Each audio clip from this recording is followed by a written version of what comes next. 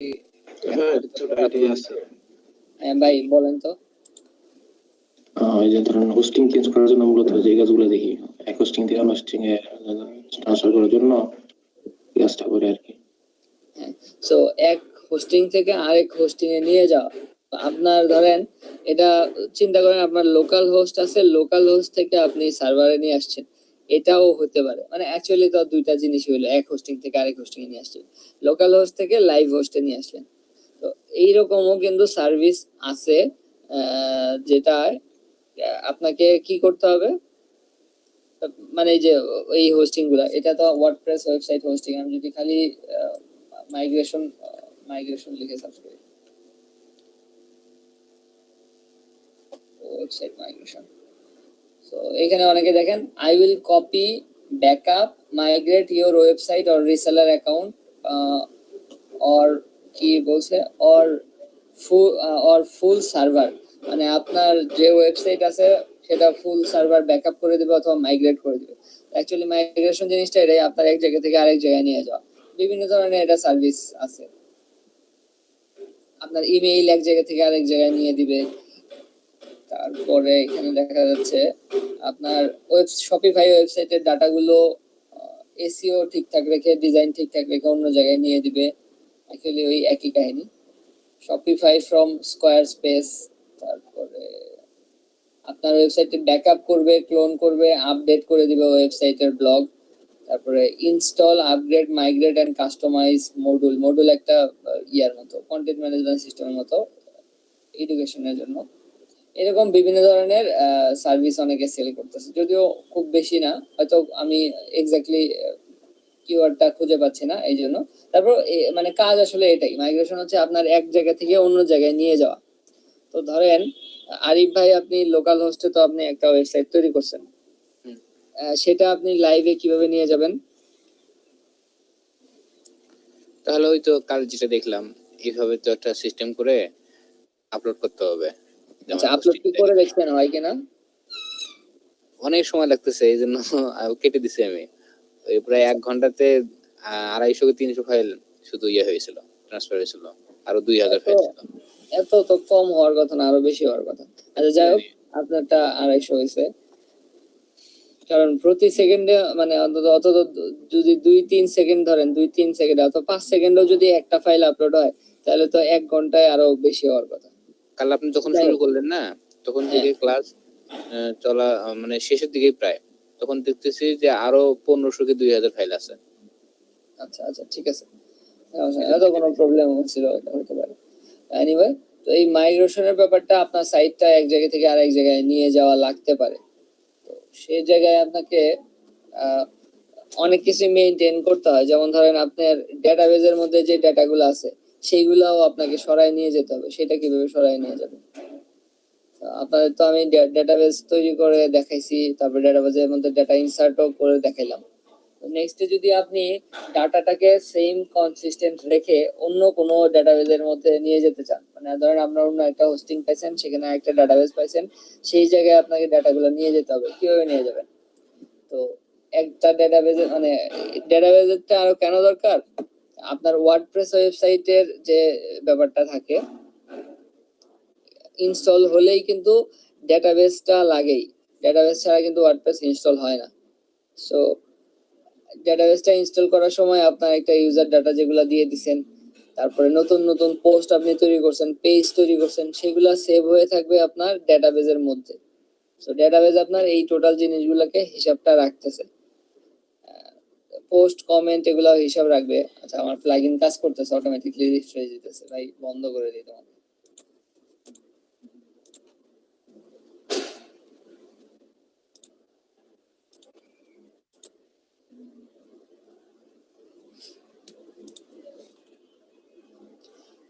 তো ওয়েবসাইট মানে তার মানে ডাটাবেসটা আপনার এক জায়গা থেকে এক্সপোর্ট করতে হবে। এক্সপোর্ট করার পরে সেই সব ডাটা নিয়ে আবার অন্য জায়গায় মানে ইম্পোর্ট করে ইউজ করায় দিতে হবে।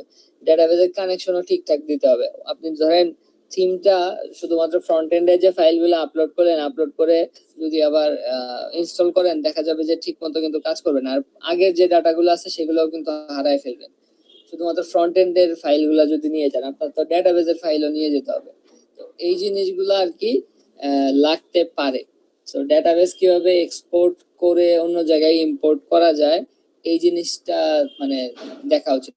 আপনারা চাইলে এটা একটা সার্ভিস হিসেবে রাখতে পারেন যে আপনার এই জায়গায় একটা ওয়েবসাইট আছে, সেখান থেকে নিয়ে আমি অন্য জায়গায় আপনার ওয়েবসাইটটাকে সেট আপ করে দেবো। এটা আসলে মাইগ্রেশন। তো আমাদের আচ্ছা এটা আগে একটু দেখাই।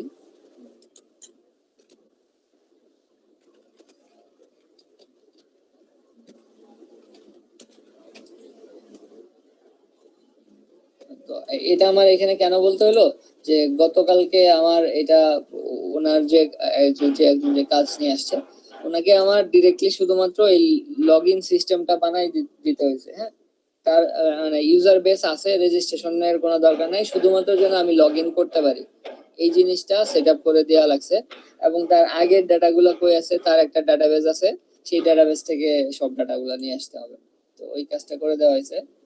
এই জন্য মনে হলো যে আপনাদের এটা দেখা। তো আমরা চাইলে কোনো একটা ডাটাবেজে যত ডাটা আছে সবগুলো এক্সপোর্ট করতে পারি। কিভাবে জানেন? ধরেন আমাদের লগ ইন রেজিস্ট্রেশনের জন্য এই ইয়াটা, এটা ঠিক আছে। তো এর মধ্যে আমার 2টা টেবিল আছে। আপনাদের ওয়ার্ডপ্রেসের মধ্যে দেখা যাবে 10-15টা টেবিল আছে, আরো বেশি হতে পারে। তো ওই টেবিলগুলা টোটাল প্রত্যেকটা টেবিলের মধ্যে যে ডাটা আছে সেই সব মিলে আমি এক্সপোর্ট করব, একটা ফাইলে সেভ হবে এবং অন্য যে জায়গায় ডাটাবেসটা আমার নতুন যে ডাটাবেস আছে সেই জায়গায় গিয়ে আমি সেটাকে ইম্পোর্ট করব। তো এক্সপোর্ট করতে হয়, ডাটাবেসে গেলেই উপরে দেখবেন যে এক্সপোর্ট নামে একটা অপশন আছে। এখানে যদি এক্সপোর্ট ক্লিক করেন, তো আমি কোনো টেমপ্লেট দিয়ে দিতে পারি, না দিয়ে দিলে ডিরেক্টলি যদি আমি গো দেই তাহলে একটা সিকিউএল ফাইল চলে আসবে, বের হয়ে আসবে এখান থেকে। যেমন গো দেই,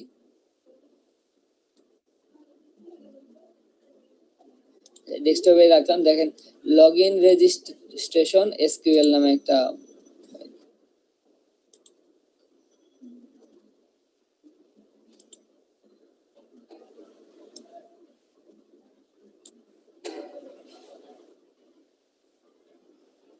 ওপেন হয়নি।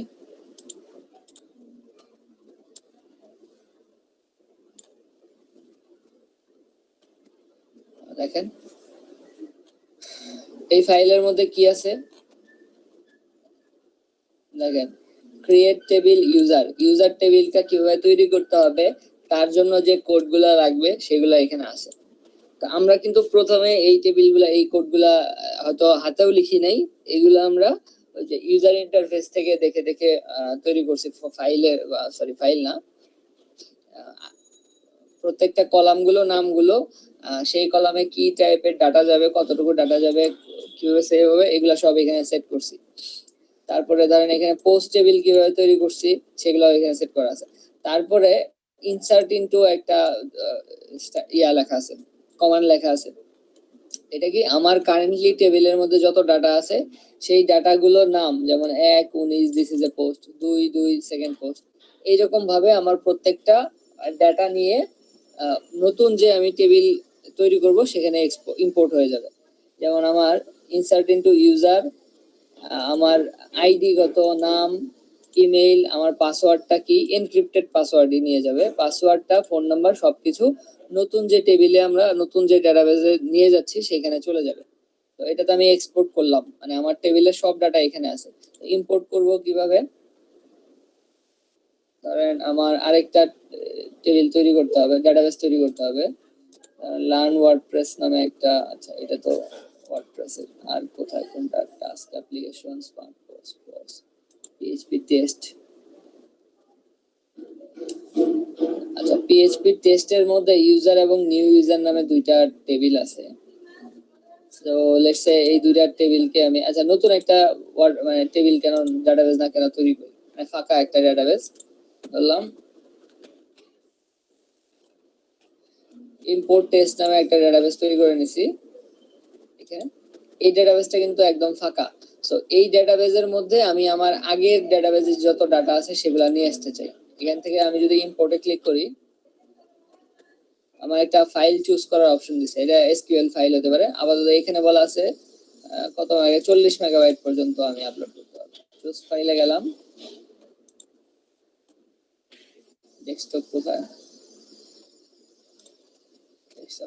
এই যে লগ ইন রেজিস্ট্রেশন এসকিউএল কিছুক্ষণ আগে যেটাকে আমি এক্সপোর্ট করছি এটাকে ওপেন করলাম, তারপরে জাস্ট গোতে ক্লিক করলাম, আর কিছু না। এখানে অনেক কিছু করা যায়।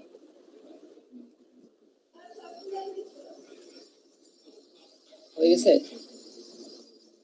আচ্ছা দেখেন, আমরা একটু আগে দেখে আসছি, কোডগুলো দেখে আসছি। ওইরকম একটু নিচে গেলে দেখেন ডাটাবেজে লগ ইন রেজিস্ট্রেশন, ডাটাবেজ তৈরি, ডাটাবেজের মধ্যে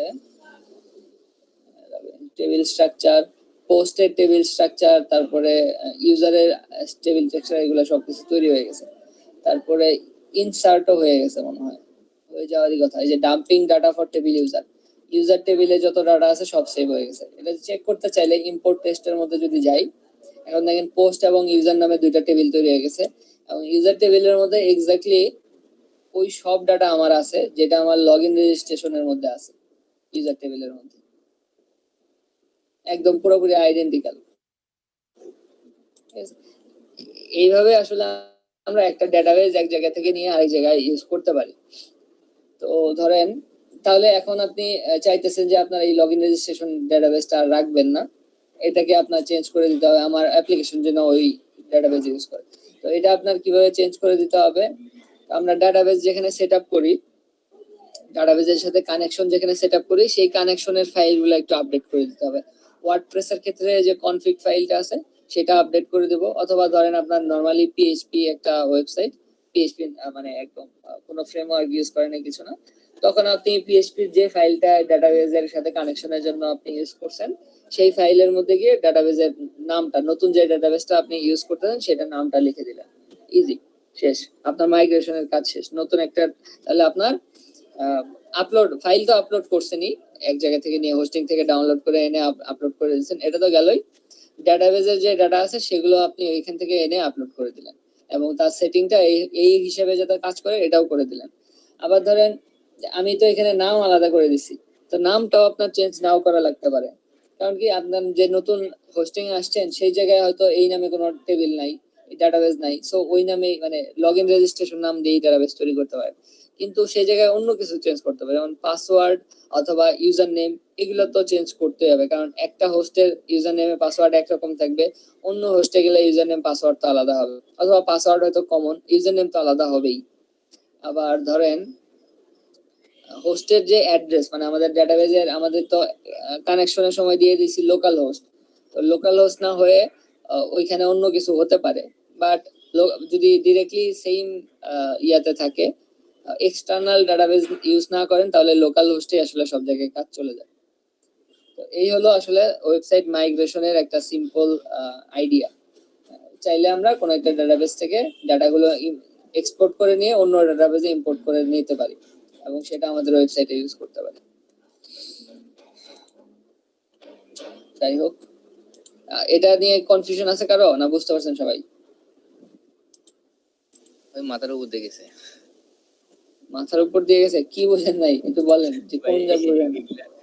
এগুলো ভাই হবে না ভাই, আপনি আচ্ছা আচ্ছা, দেখেন আপনি ওয়ার্ডপ্রেস সাইটটা বানাইছেন, মানে লোকাল হোস্টে বানাইলেন, তো এটার ডাটাগুলো আপনার অন্য জায়গায় দিয়ে দিতে হবে না? হ্যাঁ, মানে আপনি, আচ্ছা আপনি এটা নিজে যখন একটু ট্রাই করবেন, আপনাকে তো বললাম যে জিপ ফাইল করে আপলোড করতে, তাইলে মনে হয় একটু ভালো মতো পারবেন। আপনি একটু ট্রাই করে দেখেন যে লোকাল হোস্টে যে ফাইলটা আছে সেটা আপনি অনলাইনে নিয়ে গেলে চলে কিনা। যদি চলে তাহলে তো ওকে, মাইগ্রেশন আপনার কমপ্লিট এমনিতেই। আমার মনে হয় চলবে না, কারণ আসলে আপনার যে পেজে ডাটা যা আছে সব আসলে সেভ হয়ে আছে ইয়ের মধ্যে, ডেটাবেসের মধ্যে। ডেটাবেসটা যদি না নিয়ে যান তাহলে তো চলবে না। ঠিক আছে, এটা লজিক্যাল কথা। আমি শুধু ইয়েগুলো নিয়ে যাচ্ছি, যেটা সাজানো আছে কোনটার পর কোনটা কাজ করবে, এটা তো সব ডাটাবেসের উপর, এটাও তো নিয়ে যেতে হবে। ডেটাবেসটা অ্যাকচুয়ালি এটাই, একটু ট্রাই করে দেখেন আপনারা। মাথার উপর দিয়ে কেন গেল বুঝলাম না, আমি তো অত কঠিন কিছু দেখাইনি। আরিফ ভাই জিনিসগুলো নতুন তো এই জন্য বুঝতে পারি না। আচ্ছা মাইগ্রেশনের আইডিয়াটা ক্লিয়ার কিনা বলেন? এক জায়গা থেকে আমার ডাটা আছে, সেখান থেকে নিয়ে অন্য জায়গায় হ্যাঁ, সেটআপ করে দিতে হবে। এটা ক্লিয়ার। ক্লিয়ার ভাই। আচ্ছা, ঠিক আছে। এটা নিয়ে লোকজন গিগ দেয়। সো এবার আমি যে জিনিসটা দেখানোর জন্য আসলে আসা, সেটা হচ্ছে প্লাগইন। হ্যাঁ, তো আমাদের এখানে অনেকগুলো প্লাগইন আছে। তো আমার একটা প্লাগইন, কাস্টম একটা প্লাগইন আমি একজন ক্লায়েন্টকে বানাই দিয়ে দিছিলাম কিছুদিন আগে। তো সেটা আমি আমাদের এখানে রেখে দিছি। এটা ধরেন দেখাই আগে ওটা কি কাজ করে। যেমন WordPress 5, মানে খুবই সিম্পল একটা প্লাগইন, বেস্ট প্র্যাকটিস ইউজ করছি তাও না, মানে যত মানে সহজে করা যায়। বাজেট তার কম ছিল, তো আমিও ওই অল্প কষ্টেই করে দিছি, যত মানে সহজে করা যায়।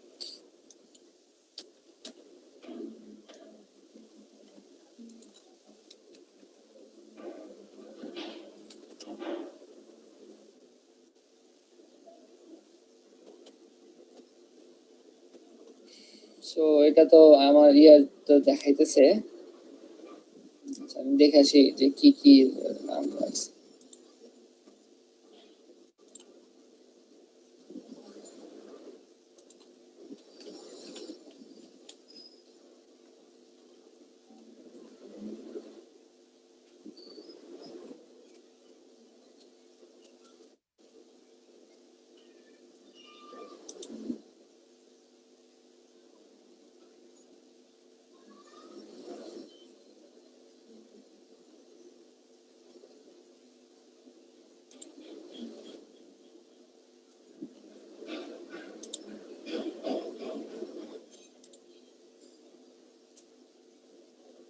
ঠিক আছে।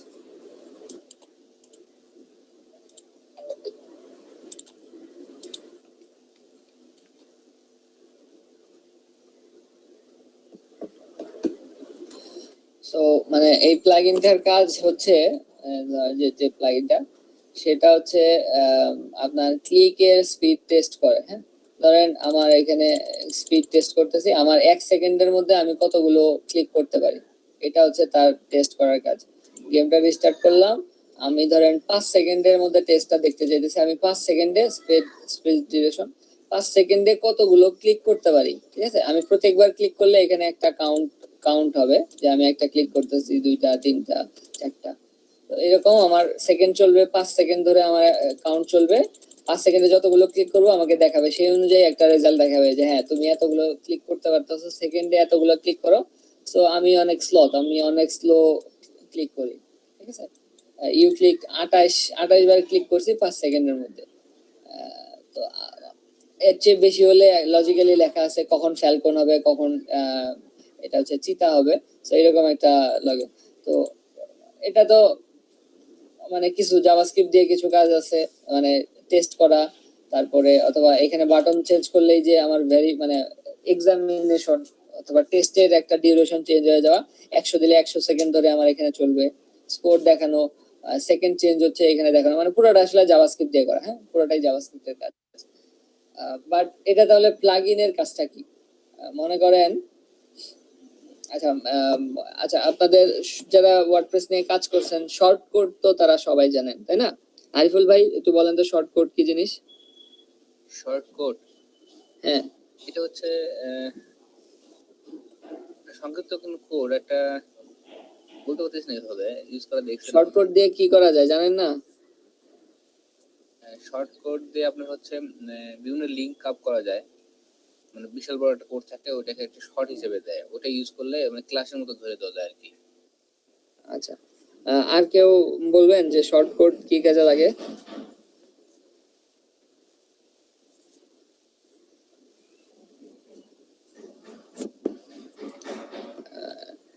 কেউ বলতে পারবেন? শুক্লা আপু অথবা ওয়ার্ডপ্রেস নিয়ে কাজ করছেন, নাহিদ ভাই বলতে পারবেন? শর্টকাট বলতে ভাই আর কি, আমরা একটা কোডকে আমরা শর্ট কোড, একটা ছোট একটা কোড লিখে দিলাম, ওইটা লিখে দিলে ওই কোডটা হবে। আচ্ছা ঠিক আছে, ওই শর্ট কোডের ব্যাপারে বলছিলাম। আচ্ছা অ্যাকচুয়ালি তাই, মানে আমার এই প্লাগইনটা একটা শর্ট কোড, একটা না মানে কয়েকটা শর্ট কোড সে তৈরি করে দেয়। ঠিক আছে, আহ, তো ধরেন শর্ট কোডটা কিভাবে কাজ করছে এটা একটু দেখি। আর শর্ট কোডের ব্যাপারটাও একটু দেখি। টেস্ট প্লাগইন, আচ্ছা আমার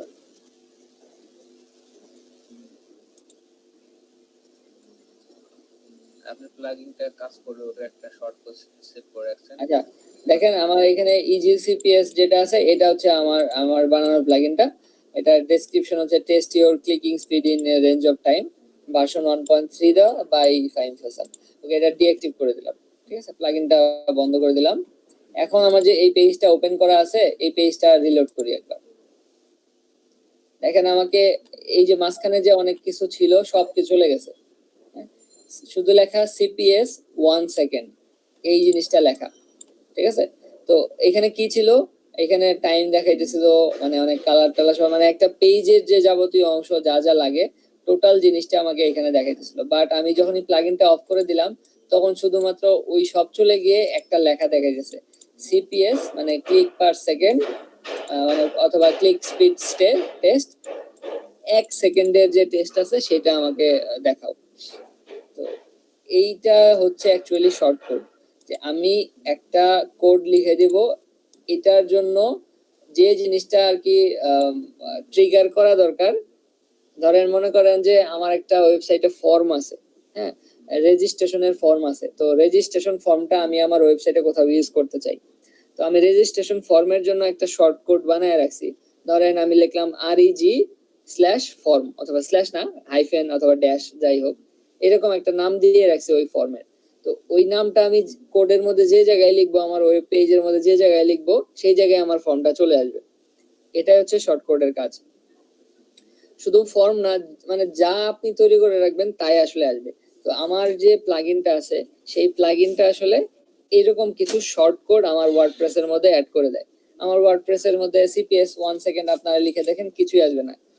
আমার এখানেও আসতেছে না, কারণ হচ্ছে আমার প্লাগইনটা এখন বন্ধ করা আছে।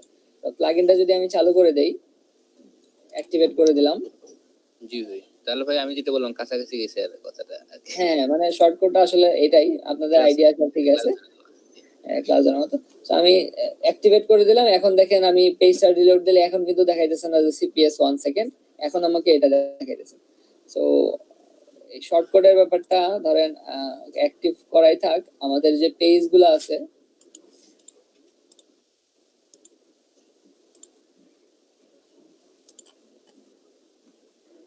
পেজেস কোথায়, আচ্ছা এই প্লাগইন পেজটা, এটাতে এডিট করি।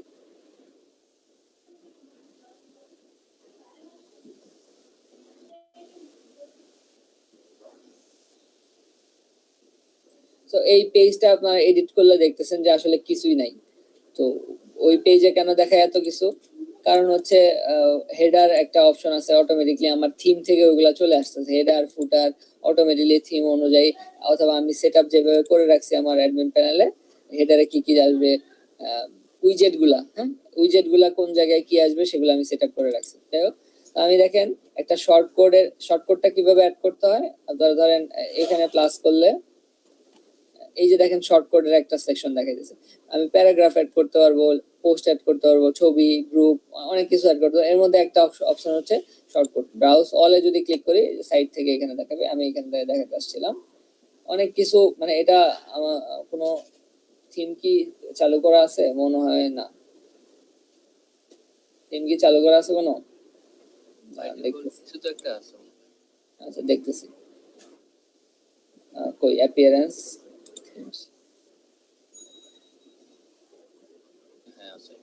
আচ্ছা মানে 2019 চালু করা আছে, ঠিক আছে, মানে অন্যান্য এক্সট্রা স্পেশাল কিছু নাই। 2019 এটা তো ওয়ার্ডপ্রেসের নিজস্ব।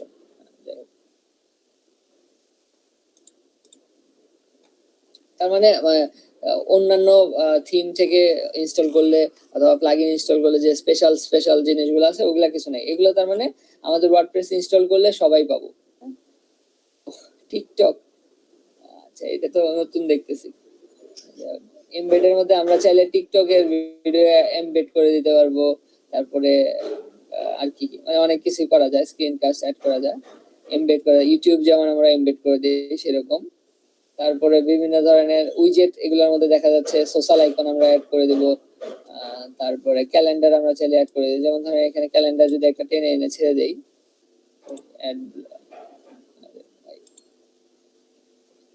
ওই ক্যালেন্ডার কোথায় গেল?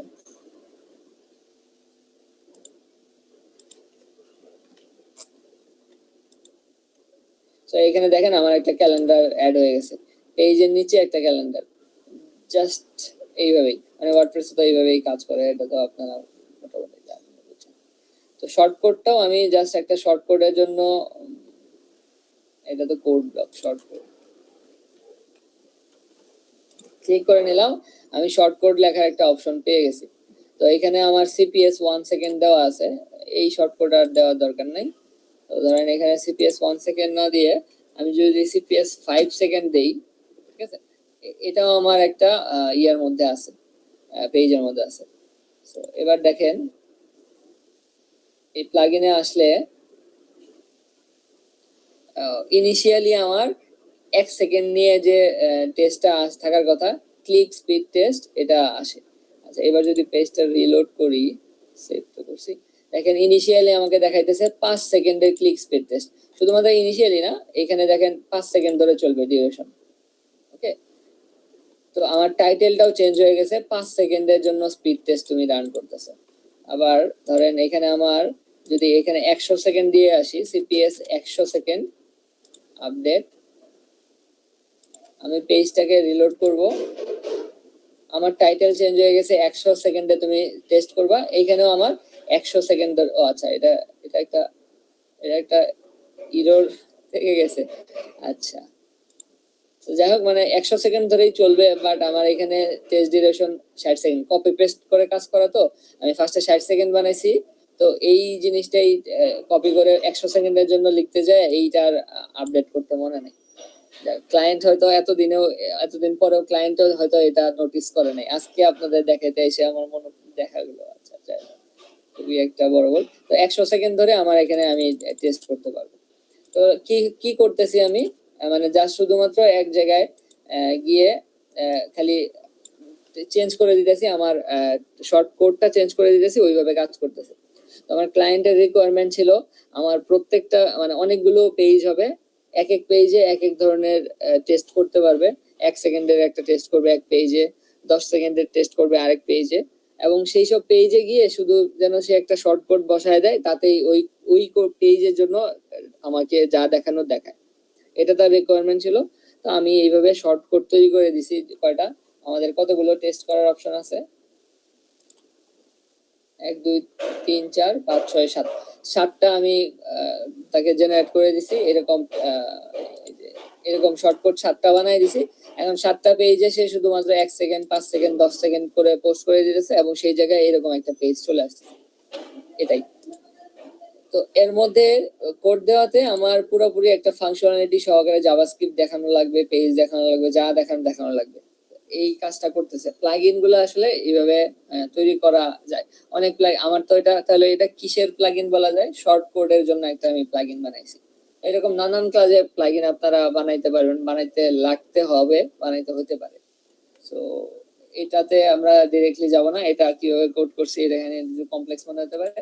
ইজি যে একটা প্লাগইন আছে এটা আমরা দেখব, সেটার নাম হচ্ছে আমাদের হ্যালো। আপনারা ইনস্টল করলেই, যে প্লাগইনস এর মধ্যে যদি যাই আমরা, ইনস্টল প্লাগইনস, দেখবেন যে এই যে হ্যালো ডলি নামে একটা প্লাগইন থাকে, ঠিক আছে।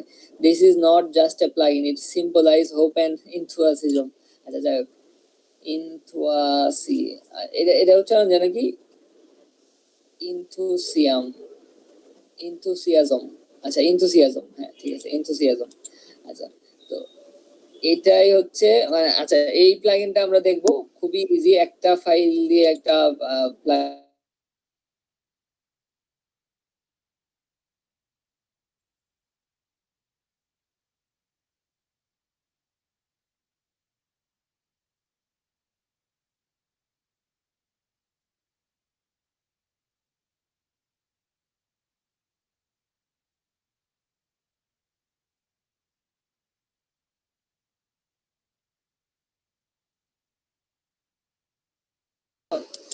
সরি আমার একটা কল আসছিল, এই আপনাদের এলএডিবি থেকেই কল আসছিল। এনিওয়ে, আচ্ছা তো এই হ্যালো ডলির ব্যাপারটা আমরা দেখব। শুনতেছেন আমার কথা সবাই? জি ভাইয়া। আচ্ছা, তো এটা একটা পিএইচপি ফাইল দিয়ে একটা প্লাগইন কিভাবে হয়ে আছে এটা একটু দেখবো। তার আগে হচ্ছে একটা ব্রেক আমাদের নিতে হবে, অনেকক্ষণ সময় যদিও ব্রেকের পরে এসে আমরা এই প্লাগইনটা দেখবো। জি আপু বলেন। ভাইয়া ওই যে ফাইবারের যে ইংলিশ টেস্ট দেয় ওইটা কোনটাতে দেবো? একটা আছে ইংলিশ ল্যাঙ্গুয়েজ আর একটা আছে English language test in fibre, এরকম আছে দুইটা অপশন। ও আচ্ছা, আপনার তাহলে টেস্ট দেখানোর ব্যাপারটা চলে আসছে তাই না? ওকে, হ্যাঁ। আপনি ফাইবার ইংলিশ ল্যাঙ্গুয়েজ টেস্ট যেটা আছে ওটাই দেন। দুইটাই যদি দিতে পারেন তো আরো ভালো। সবাই কোনটা দিচ্ছে ভাইয়া জিজ্ঞেস করেন তো একটু। আচ্ছা, সবাই কেউ কি দিছেন আপনারা কোনো টেস্ট? আমি আপনাদের মধ্যে হ্যাঁ, ইংলিশ টেস্টে দিছি তো। সাকিব ভাই কোনটা দিছেন? ভাই আমি কোনটা? ফাইবার দুইটা ইংলিশ আছে, ফাইবার পরে ল্যাঙ্গুয়েজ যেটা দুই নাম্বার। Fibre English language. আচ্ছা, তো একই না? আচ্ছা ঠিক আছে। বুঝলাম না, দুইটা কেন না, আসবে? দুইটা মনে হয় একটু ডিফারেন্স আছে, আমি শিওর না। আমি একটা দিয়ে রাখছি English language test. English language আর একটা ফাইবার ইংলিশ টেস্ট। হ্যাঁ, মানে একটা ইংলিশ ল্যাঙ্গুয়েজ টেস্ট আর একটা ফাইবার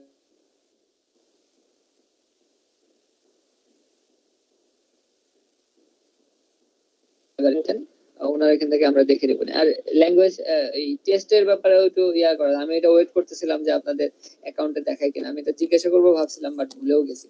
এনিওয়ে টেস্টের ব্যাপারটা ঠিক আছে।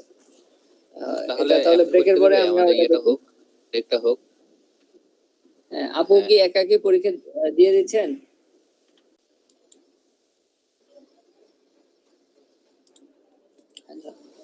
তো শুক্লা আপু আপনি দেবেন কিভাবে, কিছু প্ল্যান করছেন? হ্যাঁ কিছু বললেন বুঝি নাই। বললাম যে টেস্ট তো দেবেন, এটা কিভাবে দেবেন কোনো কিছু প্ল্যান করছেন? না ভাইয়া। অথবা কোনো সোর্স আগে থেকে জানেন যে এখান থেকে আমি অ্যান্সার গুলা অথবা কোশ্চেন গুলা কেমন হতে পারে একটা আইডিয়া পেয়ে গেলাম, পরিচিত কেউ দিছে সেটা সে হয়তো আইডিয়া দিয়ে দিল, তারপরে পরীক্ষা দিতে গেলাম, এরকম কোনো সোর্স? না ভাইয়া, ওইটাই এর জন্য 3-4 দিন ওয়েট করবো, একটু ইউটিউবে দেখবো কেমন ধরনের হইতে পারে কি, তারপর আর কি দেখবো। হ্যাঁ আচ্ছা ঠিক আছে, এটা আপনি ভালো একটা ইনিশিয়েশন নিয়েছেন যে কয়েকদিন ওয়েট করে তারপরে পরীক্ষা দেবেন। হ্যাঁ মানে কয়েকদিন একটু দেখবো যে কেমন হয় ভিডিও। তো ইউটিউবে অথবা ধরেন বিভিন্ন ধরনের ব্লগ সাইট যেগুলো আছে সেইগুলাতে যদি সার্চ করেন তাহলে দেখবেন যে অনেক কোশ্চেনেরই অনেকগুলা আগে পরীক্ষা দিয়েছে তারা কিরকম মার্ক পাইছে ওইরকম একটা কোশ্চেন এবং তার অ্যান্সার গুলা দিয়ে দিছে, অনেক জায়গায় পাওয়া যায়। সো কোশ্চেন সবসময় সেম থাকে না, একটু চেঞ্জ হয়। তাদের একটা কোশ্চেন বেস আছে, মানে প্রশ্ন ব্যাংক, সেখানে অনেক ধরনের প্রশ্ন যারা সেট করে রাখছে র্যান্ডমলি, বিভিন্ন ইউজারের জন্য বিভিন্ন ধরনের কোশ্চেন আছে। তো মিলে যায়, ধরেন 60-70-80% হয়তো একদম এক্স্যাক্টলি মিলে যাবে, কোনো একটা ওপেন করলে রিসেন্ট যদি কোনো একটা পোস্ট পান সেখান থেকে মিলে যাবে, কিছু জিনিস হয়তো মিলে না। এই জন্য আপনার যে জিনিসটা করতে পারেন, কয়েকটা ওয়েবসাইট অথবা কয়েকটা ভিডিও থেকে দেখবেন, রিসেন্ট অবশ্যই দেখতে হবে, তাহলেই মোটামুটি কোশ্চেন এবং তার অ্যান্সার গুলা সম্পর্কে আইডিয়া হয়ে যাবে। ভাই কেমন ব্লগ সাইট একটু কয়েকটা দেখাই দিবেন? আচ্ছা এই যে দেখা যাচ্ছে, ধরেন লিখলেন fibre ENGLISS English, sorry spelling ভুল করছি, ফাইবার ইংলিশ টেস্ট লিখে সার্চ করছেন। হ্যাঁ এই যে দেখেন, এটা তো ফাইবারের page, fibre basic English test answer 2021, US English basic skill test 21, fibre US English basic, সবাই 20-21 দিয়ে আসলে টার্গেটটা করে রাখছে। ওকে আচ্ছা এটা ওপেন করি, সর্ট আপ।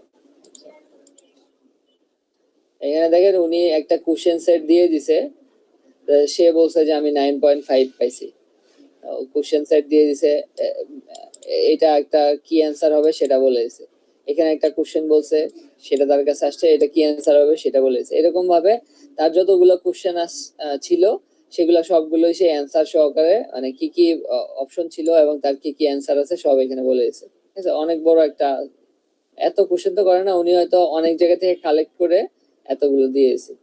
ঠিক আছে, ধরলাম যে আপনাকে এতগুলোই করছে, বাট বুঝতে পারতেছেন যে কি, ধরেন office need an assistant dash take initiative, who take initiative, এরকম ভাবে আপনার প্রশ্নগুলা কিন্তু দেখতেছেন যে মাল্টিপল চয়েসের কোশ্চেন থাকে, কোনো কিছু লিখে দিতে হবে এরকম না, সবই মাল্টিপল চয়েস, শূন্যস্থান পূরণের মতো এরকম থাকে। আরেকটা ওয়েবসাইট, হ্যাঁ ভাইয়া, এটা কোশ্চেন কমন না করলেও মানে কেমন ধরনের হয় সেটা আইডিয়া নেওয়া যায়। হ্যাঁ মানে কোশ্চেন কমন পড়বে সেটা তো বললাম যে অন্তত 60 থেকে 70% তো কমন পড়বে, এই ব্যাপারে সিওরিটি দেওয়া যায় রিসেন্ট যদি পোস্ট হয়ে থাকে। হ্যাঁ, আর আর তো আইডিয়া তো অবশ্যই পাচ্ছেন। তো এইখানে দেখেন আরেকটা ওয়েবসাইট, আপনি যদি দুইটা ওয়েবসাইটের মধ্যে ম্যাচ করেন আসলে মানে কমন পড়বে কি না পড়বে সেটা আপনি দুই তিনটা ওয়েবসাইটের মধ্যে ম্যাচ করবেন।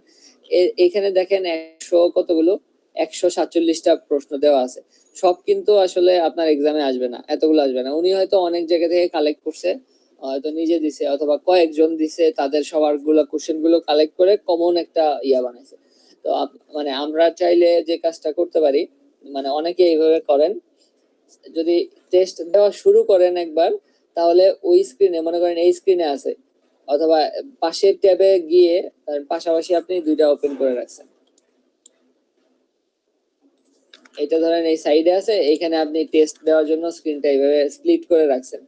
তো আপনার প্ল্যান হচ্ছে আমার এখানে যে কোশ্চেনটা দেখাবে আমি সেই কোশ্চেনটা এখান থেকে খুঁজে বের করব, খুঁজে বের করে অ্যান্সার দিব। তো ধরেন আপনি এই স্ক্রিনে এখন ফোকাসটা আছে, তো এইখানে এসে খুঁজে বের করতে এইটা তো একবার মানে স্ক্রল করে ই করতে হবে, অথবা সার্চ করার জন্য আপনি যদি কন্ট্রোল এফ দিতে চান তাহলে আপনাকে নোটিশ দিবে যে হ্যাঁ আপনি স্ক্রিন থেকে সরে গেছেন, এরকম একটা সমস্যা, আপনার এক্সামটা বাতিল করে দেওয়া হবে, এরকম নোটিশ পেয়ে যাবেন।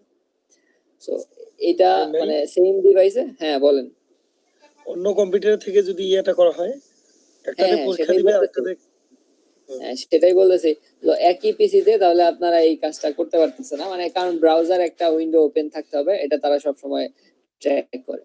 তো তাহলে কি করতে হবে, আপনি ধরেন মোবাইল দিয়ে এক্সাম দিচ্ছেন, অথবা মোবাইল দিয়ে ধরেন প্রশ্নগুলো দেখতেছেন, অথবা আপনার আরেকটা পিসি আছে পাশে, সেটাতে আপনি কোশ্চেন সেট বের করে রাখলেন, এখানে আপনাকে কোশ্চেন দিছে জোসেফ ওয়ান্ট হোম, এটা তাহলে আপনি এই পাশে এসে সার্চ করবেন, কন্ট্রোল এফ দিবে, JOSEPH, জোসেফ দিয়ে পাওয়া গেছে না, জোসেফ দিয়ে কোনো আসে নাই, আমি অত যদি স্পেলিং না ভুল করে থাকি, JOSE, আচ্ছা জোসে আছে, পি দিয়ে নাই,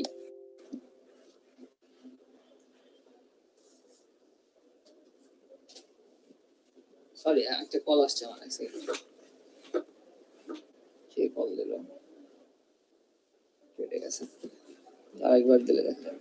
সো এইভাবে মানে সার্চ করে, তার মানে এই কোশ্চেনটা এখানে কমন পড়ে নাই। তো আপনাদের তাহলে কি করতে হবে, যদি আপনারা এরকম ভাবে ট্রিক করতে চান, তাহলে এখানে তো আমি দুইটা ওয়েবসাইট ওপেন করছি, তো আপনার আরো অনেকগুলো স্কিল টেস্টের আরো অনেকগুলো ওয়েবসাইট আছে যারা এরকম কোশ্চেন সেট একটা তৈরি করে রাখছে। ধরেন আমি কি কোনটা সলভ, এটা ওপেন করছি, আর এটা হচ্ছে পিওর ওপেন করছি, এই দুইটা ওপেন করছি তাই না, এটা ওপেন করি, ওপেন ইন নিউ, আচ্ছা ফাইবার টেস্ট, এটাও ব্লগ স্পট, এটা ওপেন করলাম, ফাইবার টেস্ট 21, এটা ওপেন করলাম। তো আমি জোসেফ দিয়ে প্রশ্নটা খুঁজতেছি এখানে পাই কিনা, JOSEP, আচ্ছা এই যে জোসেফ ওয়াজন্ট হোম, সো এখানে অ্যান্সারটা পেয়ে গেছি। সো মানে ইনি হয়তো যেটা কোশ্চেন সেট তৈরি করছে উনি হয়তো এটা কখনো ফেস করে নাই, এই জন্য অ্যান্সারটা উনি অ্যাডও করেন নাই। এখানে অন্য আরেকটা সাইটে পেয়ে গেছি, এই সাইটেও হয়তো পাইতে পারি, JOSEP, আচ্ছা এখানে আবার নাই, এই ওয়েবসাইটে আছে কিনা দেখি, কন্ট্রোল এফ, JOSEPH, এখানে আবার পাওয়া গেছে। ঠিক আছে, so Joseph wasn't home when you went to visit him, was he, আচ্ছা এটা কি হবে, was he হবে না wasn't he হবে, এখানে দেখেন একজন বলছে wasn't he, হ্যাঁ আরেকজন বলছে কিন্তু was he, কারেক্ট কোনটা, দুই ওয়েবসাইটে কোশ্চেনটা পাওয়া গেছে, হ্যাঁ হ্যাঁ, আমি তো বুঝতেছি, কারণ এখানে তো নেগেটিভ বলা আছে, এটাকে আমাদের কোশ্চেন করতে হলে এখানে ওয়াজ দিয়ে বলতে হবে। বাট এইখানে যে অ্যান্সারটা একজন দিয়ে রাখছে, দুজনই কিন্তু ভুল একটা অ্যান্সার দিয়ে রাখছে, ঠিক আছে, ওয়াজ অন দিয়ে রাখছে, আরেক জায়গায় সে কারেক্ট করে দিয়ে রাখছে। তো এই জিনিসটাও আবার দেখতে হবে, তার মানে কোনটা কারেক্ট আপনারও মাথা কাটাইতে হবে, প্লাস অন্যদের থেকে যদি হেল্প পান সেটা তো পাইলেনি। আবার ডিরেক্টলি যদি এর উপর বেস করে অ্যান্সার দিয়ে দেন, তাহলে কি হবে, উনি হয়তো ওই যে দেখাইলো আমি 9.8 পাইছি, 9.2 পাইছি, হতে পারে যে ওই একটা কোশ্চেনে সে ভুল করছে, বাকিগুলা সব ঠিকঠাক আছে, ঠিক আছে, এইরকম আর কি ব্যাপার। কোশ্চেন তো অনেক জায়গায় পাওয়া যায়, অ্যান্সারও অনেক জায়গায় পাবেন, কয়েক জায়গায় ভুল পাবেন, এক জায়গায় ঠিক পাবেন, এটাই হলো কাহিনী। তো আমাদের আইডিয়া নিতে হবে, চাইলে আপনারা বিভিন্ন জায়গা থেকে সার্চ করে করে এইভাবে দেখে দেখে আইডিয়া নিতে পারেন। কোশ্চেন সেটও পরীক্ষার সময় ডিরেক্টলি অন্য ট্যাব পিসিতে ওপেন করে অথবা মোবাইলে ওপেন করে রেখে সার্চ করে অ্যান্সার বের করে দিতে পারেন। আর তো নিজের যদি জানা থাকে তাহলে তো হলোই, নিজে নিজে দিতে। ওকে, শুক্লা আপু, ক্লিয়ার হয়েছে ব্যাপারটা যে কিভাবে আইডিয়া নেওয়া যায় অথবা কই থেকে পাওয়া যায়? হ্যাঁ ভাইয়া, ক্লিয়ার হয়েছে।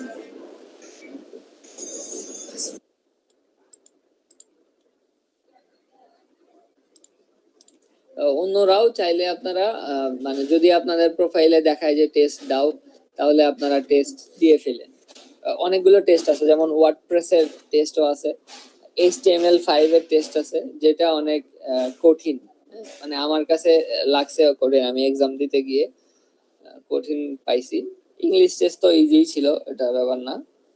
আর ওয়ার্ডপ্রেসের টেস্টও আমার দেওয়া হয় নাই, ওটা কেমন হবে এক্স্যাক্টলি এখনই বলতে পারতেছি না, বাট মনে হয় খুব একটা কঠিন হবে না। আমার পরিচিত কয়েকজন ওয়ার্ডপ্রেস কোর্স ওরা দিয়ে রাখছে টেস্ট।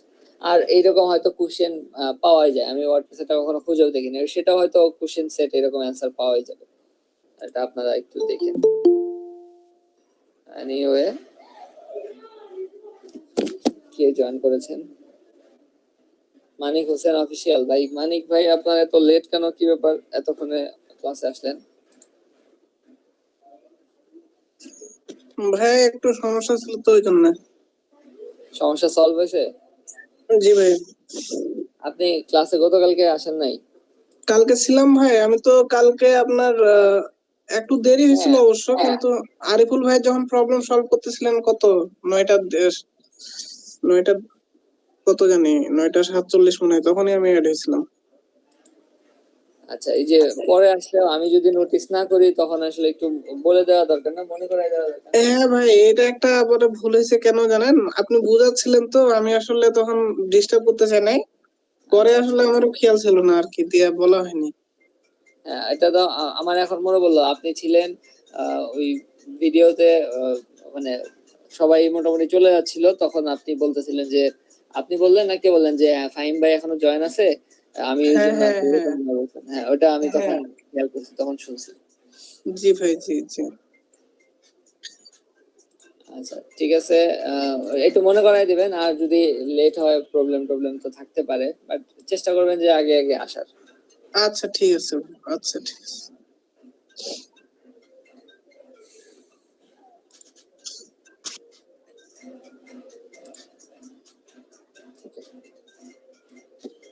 আচ্ছা, এক সেকেন্ড আপনারা আমি আসছি।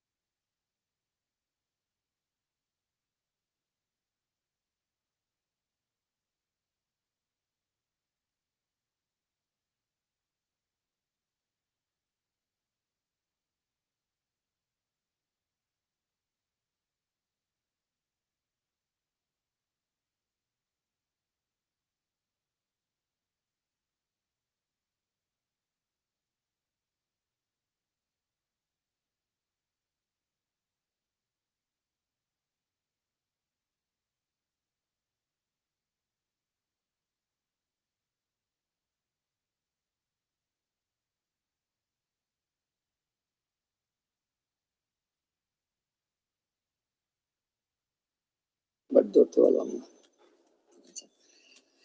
হ্যালো, শুনতে পাচ্ছেন কথা? জি ভাই, শোনা যায়। আচ্ছা, তো আমাদের বলছিলাম যে একটা প্লাগইন কিভাবে করতে হয় সেটা দেখবো। সো হ্যালো ডলি যে প্লাগইনটা আছে এটার কাজ কি প্রথমে দেখে আসি। প্লাগইনস পেজে যাই।